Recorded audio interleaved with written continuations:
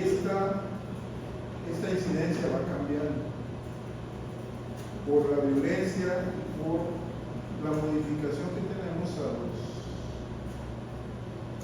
toda la tecnología que estamos haciendo. Acaba de volar otra vez esa nave espacial. Y empiezan las especulaciones. O sea, estalló. Las especulaciones porque uno de los accidentes de uno de los aviones espaciales se ve como un ovni, parece que chocara con ellos. Y salen las especulaciones. Entonces, pero todo ese desarrollo espacial también ocasiona desarrollo en las cosas que hacemos. En los celulares, en la forma de los vehículos. Por ahí ya vieron los vehículos aéreos y los vehículos acuáticos. Tenemos la etapa trimodal. Aquí vamos a tener la etapa inmediata, la inmediata y la tardía. Entonces los pacientes van a morir en la etapa precoz, que es la inmediata, que es esta gráfica que ven primero. Esta gráfica de barras, ven que muchos de los pacientes van a morir en menos de 60 minutos, algunos incluso en minutos. Entonces vamos a tener la etapa inmediata, la mediata que sería menos de 60 minutos y la tardía de 24 a 48 horas. Ahora, vamos a tener que el 50-70% de las muertes ocurren antes de llegar al hospital. Aquí dependemos mucho del manejo que le dé dentro de la evaluación inicial, los de manejo pre-hospitalario. Ahora, y del manejo que le demos intrahospitalario. Pongo el ejemplo que les ponía al otro grupo para enseñar a ellos. ¿Qué pasa si nosotros no tomamos la serie ósea de trauma en el área de choque? ¿La serie ósea de trauma cuál era?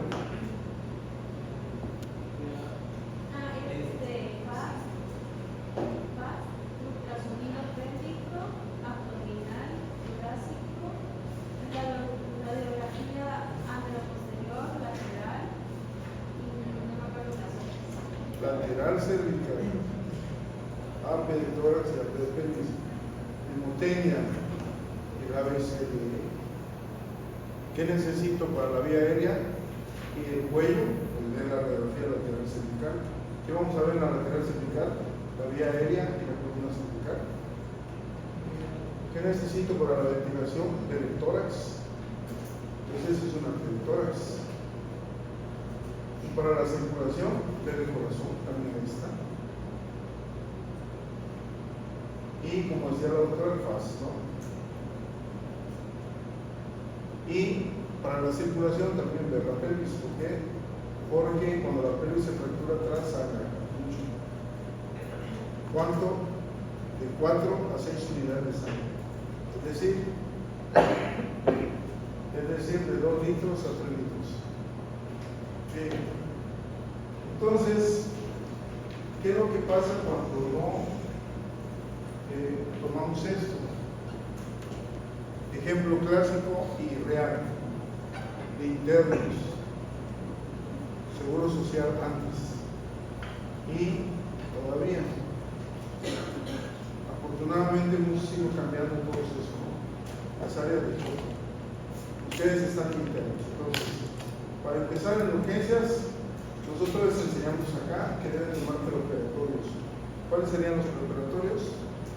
pH, química, grupo de RH, tiempos, tiempo de población.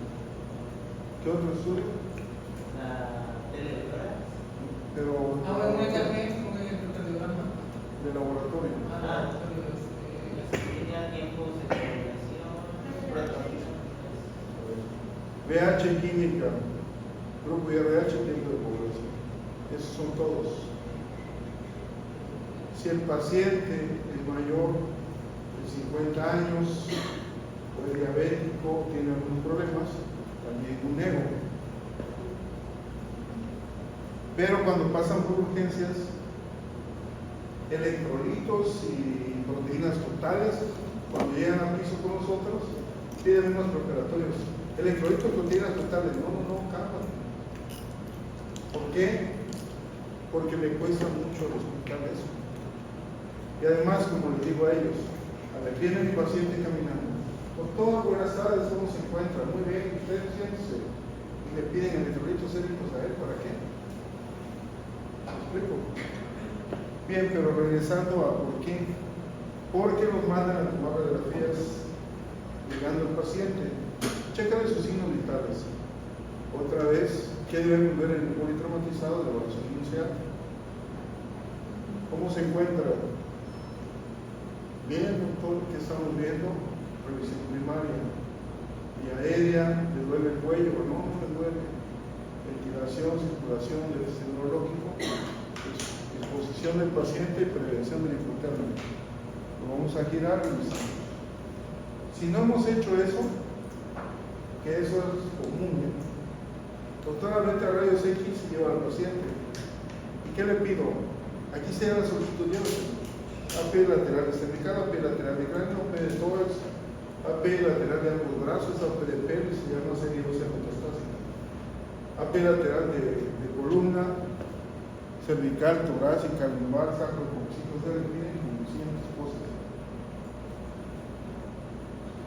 Llegan al rayos X y les cae el paro al paciente.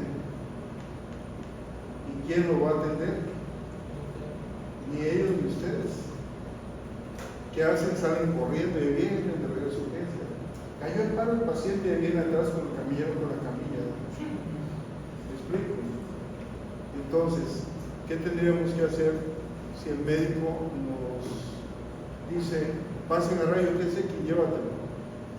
Por eso les estamos enseñando esto, para que ustedes le digan, doctor, se ve muy mal el paciente, no me cae en paro.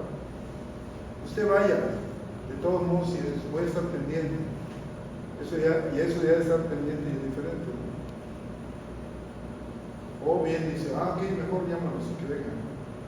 Eso sería lo más correcto. Bien, para que no les vaya a pasar. También, si les cae en paro el paciente, veamos. Está la enfermera aspirando al paciente, operado de cervical, cirugía cervical. Hace un reflejo vagal y se para. Y entonces la enfermera grita, doctor, ¿usted es el interno o la interna? Sí, yo soy. Cayó en paro el paciente. A ver, ¿qué hora qué día? LCP, hicieron una llamada de LCP. Sí. Como los pistoleros. Una vuelta a la cabeza. Ya me gusta la película de los objetivos, una película de los RCP. ¿Otro?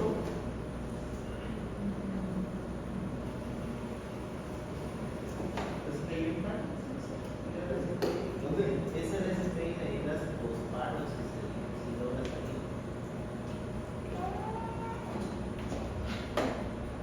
De acuerdo. Bien, jóvenes. Esta generación y también la mía y la anterior no usa filosofía, usa la filosofía obligada. Padecimiento actual, doctor, ¿qué le preguntas? ¿Cómo se encuentra como tiene Filosofía, ¿qué le preguntas? El padecimiento actual.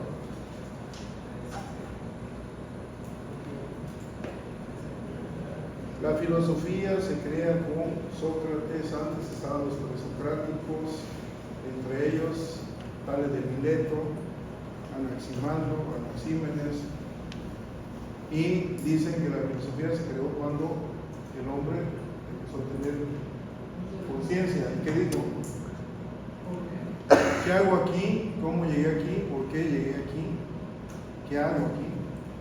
¿Y qué le preguntamos a los pacientes? O le debemos preguntar qué le pasó, cómo le pasó, por qué le pasó, cuándo le pasó, cómo ha evolucionado.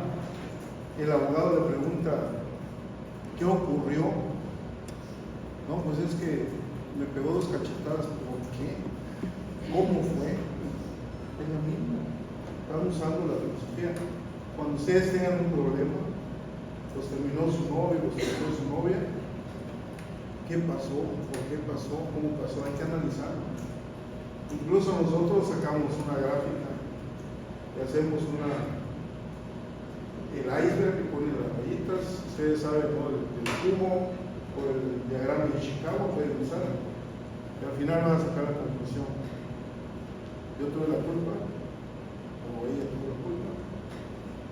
Bueno, entonces, nosotros en estos casos, ¿qué debemos hacer? Preguntarle a la enfermera qué estaba haciendo. ¿Qué estaba usted haciendo cuando cayó en paro?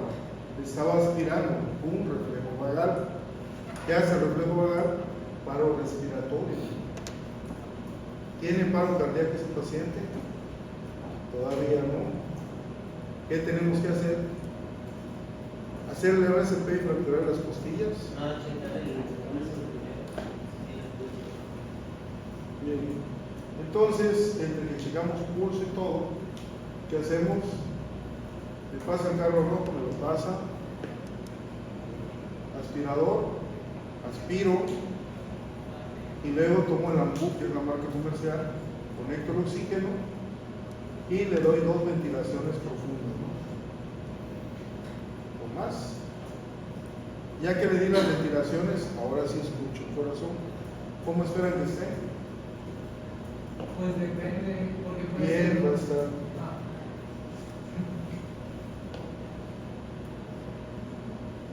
Y luego le sigo ampuceando. Ya me la escrito. Cuando llega el escrito, ¿qué pasó? ¿Qué pasó? Pues cayó en paro el paciente, pero quitan el Ampú. Sorpresa, está respirando solo. Recuperó el automatismo. En cambio, si le hacemos RCP y lo tratamos de intubar, igual se nos muere. Entonces, sentido común, lógica, conocimiento. Le checamos el pulso, pero si no lo ventilo, su pulso va a estar más débil, voy a estar no haber checado. Ahora, en esos pacientes tenemos la ventaja de que pasen el monitor. Entonces, pasen el monitor, porque si no tuviera el monitor con el desfibrilador, agarro el desfibrilador, disparo, checo que no hay chispa y lo puedo poner encima, le pongo monitor. Entonces le da el trazo electrocardiográfico, no está momento, ¿sí? Si no lo sé usar o no me quiero arriesgar que vaya a dar una descarga, bueno, pues entonces agarran su estetoscopio y lo checo. Bien. Estuvo bien, el ejemplo es real eso. Es real eso. ¿Por qué digo que es real? Porque me tocó 2 veces hacerlo. Operó un neurocirujano, un paciente, y estaba yo platicando con la jefa de enfermeras cuando me dice, corriendo una enfermera, doctor, cayó un paro un paciente,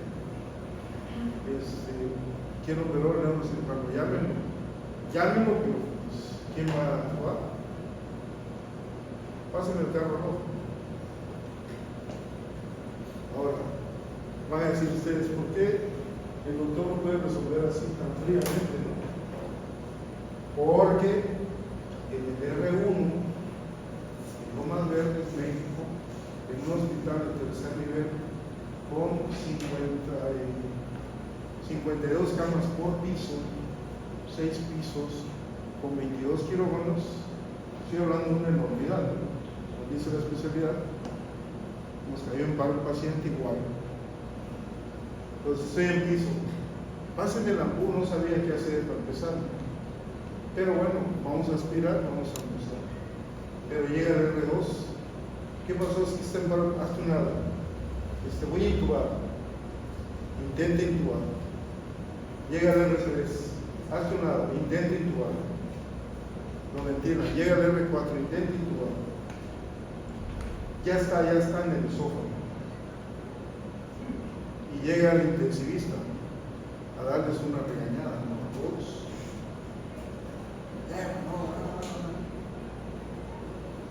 ¡Pum! Ahí está. Máquina, pues, de todos modos ya tiene daño cerebral. Entonces, lógica, sentido común y conocimiento. El ego vagar, sentido. De hecho, todavía no ha cambiado el RCP. Paciente cayó en paro, aspiro, siempre aspiro, porque si meto oxígeno y aire, presión positiva, puedo hacer que se broncoaspire el paciente. Bien. Ahora, las causas de mortalidad, sistema nervioso central, tallo cerebral. Un accidente, se secciona el tallo cerebral, la persona va a morir. Choque hipovolémico por hemorragia 10 o 25% y ya hospitalizado. El paciente puede morir por sepsis o falla orgánicamente, pero esto ya es en la muerte tardía. Bien, estamos en el síndrome de respuesta inflamatoria sistémica, que es sepsis, se activa el sistema inmune y hay una respuesta neurohumoral, nerviosa y endocrina. Esto ocurre en las quemaduras, ocurre en todas las agresiones.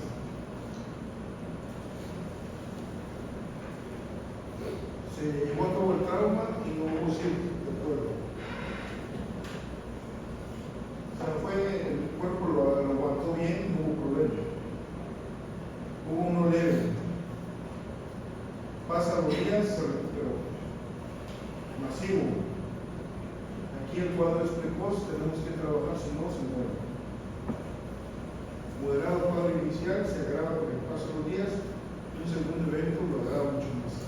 Esto es que hay pacientes que nos caen en paro una vez, o sea, está muy bien, pasa 2 días de operado y de repente nos hace un paro. Pero como está en un hospital, se resuelve. Luego, ya está con el aparato intubado y nos vuelve a hacer otro paro, vuelve a salir y está bien. Y nos hace así como 4 paros que no son realmente paros.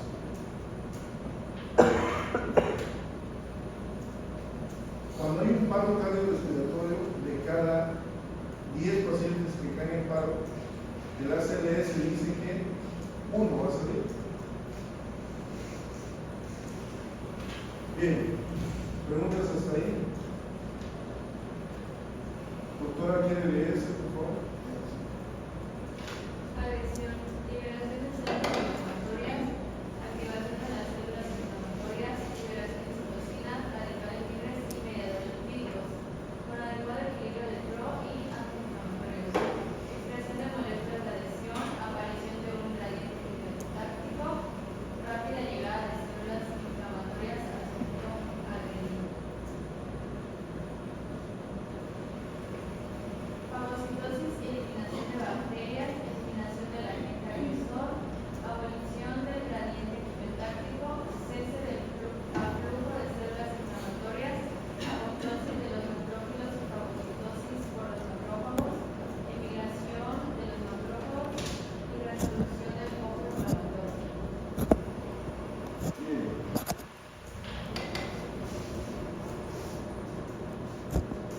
Entonces vamos a tener diferentes tipos de respuesta inflamatoria.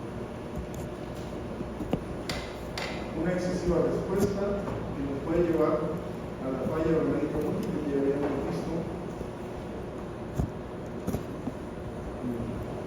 Hay mediadores antiinflamatorios, inflamatorios, como las citocinas,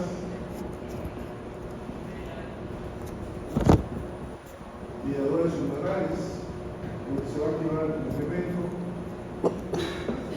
Y esto es habitual en la sepsis. Hay anatoxinas, enzimas proteolíticas. Hay una respuesta humoral donde hay liberación de noradrenalina y adrenalina, que va a ser proporcional a la gravedad del caso.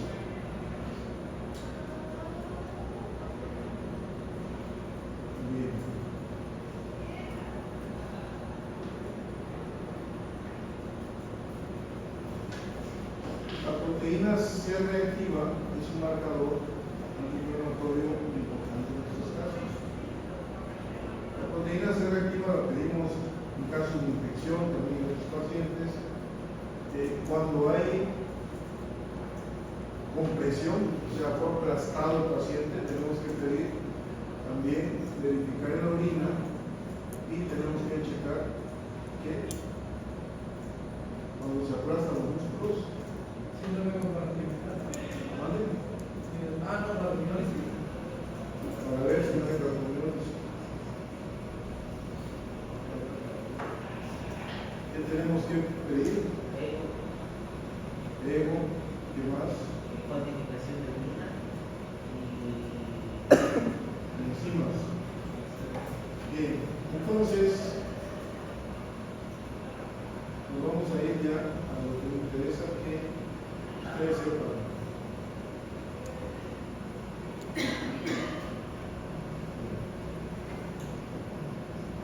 Entonces vamos a tener liberación de citocinas, activación de monocitos, expresión del factor tisular.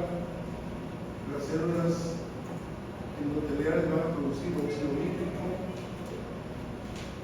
va a haber liberación de hormonas y las moléculas de adhesión. Ahora, vamos a tener una fase nerviosa, una fase inmunológica y una fase endócrina. Entonces aquí tenemos condensado propiamente todo el proceso de la respuesta inflamatoria sistémica de acuerdo a la teoría de la extensión de los sistemas funcionales.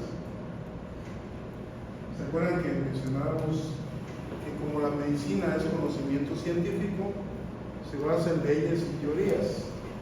La teoría de la hipertensión arterial, y estamos viendo la teoría de la extensión de sistemas funcionales. ¿Qué es una teoría? Es un conjunto de conceptos o definiciones interrelacionados entre sí que nos explican un fenómeno. Aquí nos lo están explicando a través de un diagrama, un esquema, donde vamos a tener la fase nerviosa con una parte sensitiva y una motora, donde vamos a tener diferentes respuestas. Una fase inmune con infiltración tisular, donde vamos a tener afectaciones moleculares y también infiltración o afectación bacteriana. Y en la fase endocrina, con las células epiteliales, va a haber una estimulación para la angiogénesis y regeneración. Y una remodelación de los tejidos. Al final de cuentas, lo que el cuerpo requiere es reactivarse. Un paciente politraumatizado, se consolida muy rápido.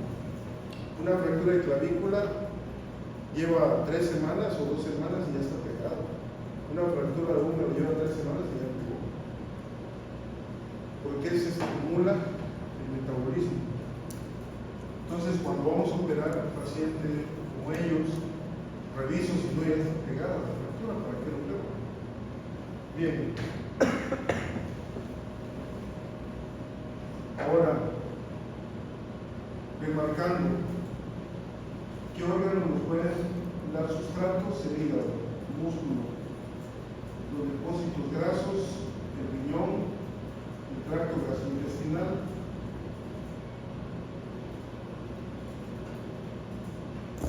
Vamos a tener una hiperglicemia. El paciente que tiene respuesta metabólica al trauma no forzosamente es diabético, si tiene una glucosa de 200. Puede ser por la respuesta adrenérgica o la liberación de cortisol. Recordando que son glucocorticoides, es decir, elevan la glucosa. Y por respuesta metabólica hay resistencia a la insulina. Entonces, antes de que digan que el paciente es diabético, chequen si no está disminuyendo y se normaliza. Usamos adrenalina en esos pacientes, insulina, sí se usa.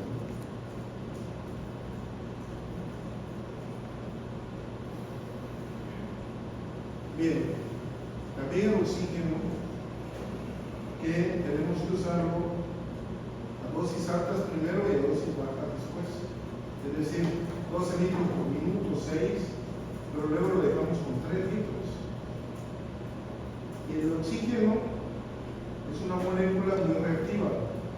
El gas más abundante de la atmósfera, ¿cuál es? El nitrógeno.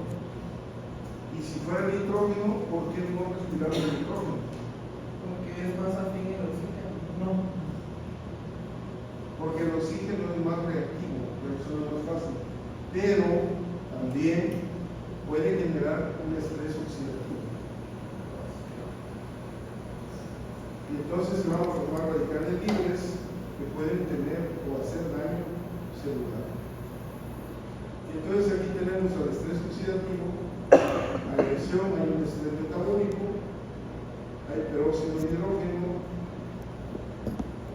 hay inactivación enzimática y hasta una alteración genética.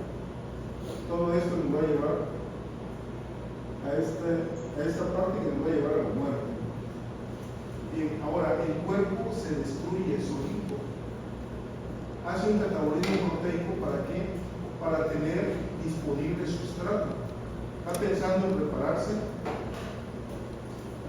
y cuando nosotros tenemos un problema económico, deberíamos dejar de gastar y empezar a acumular el dinero y tenerlo listo. El cuerpo sí lo hace. Para casi todo, empieza a producir sustratos listos para poderse reparar. Entonces, un paciente que está en terapia intensiva, cuando entra, lo ve bien musculoso, se ven marcados los músculos. Digo, no todos, porque hay unos que de plano no, pero la mayoría se ve así, bien marcado, y uno piensa como médico, dices, hacía mucho ejercicio, no. Lo que pasa es que ya se consumió sus grasas, y entonces aparecen los músculos abajo.